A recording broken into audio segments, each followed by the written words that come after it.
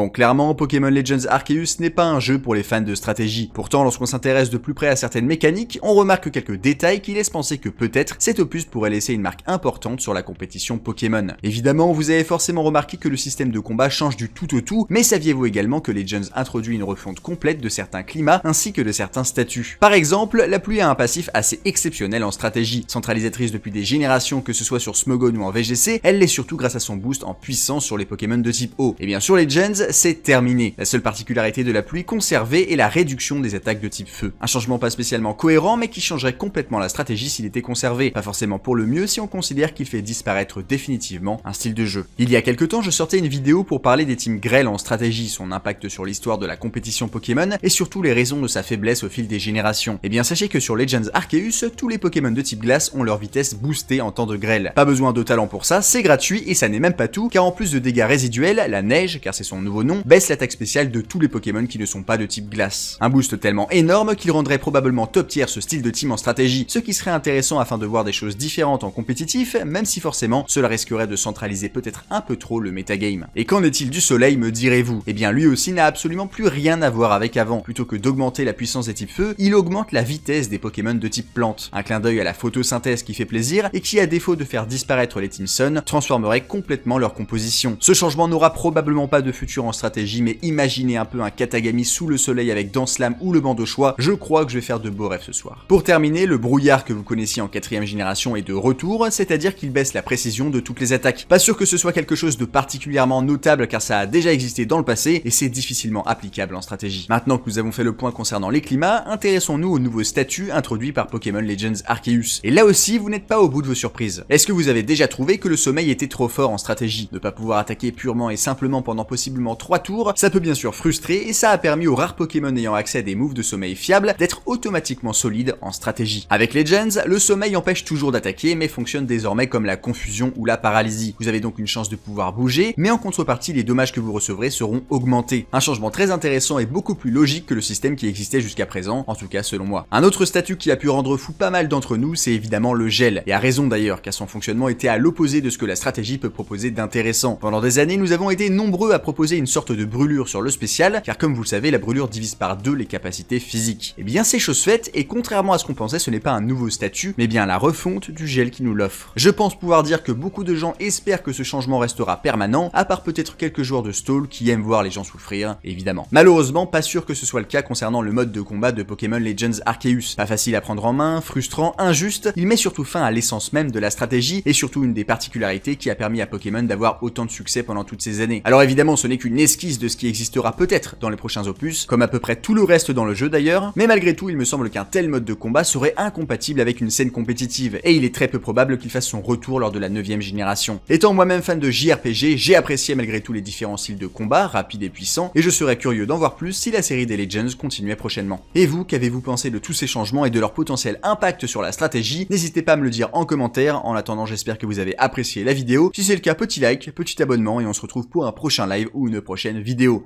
Ciao et vive Pokémon!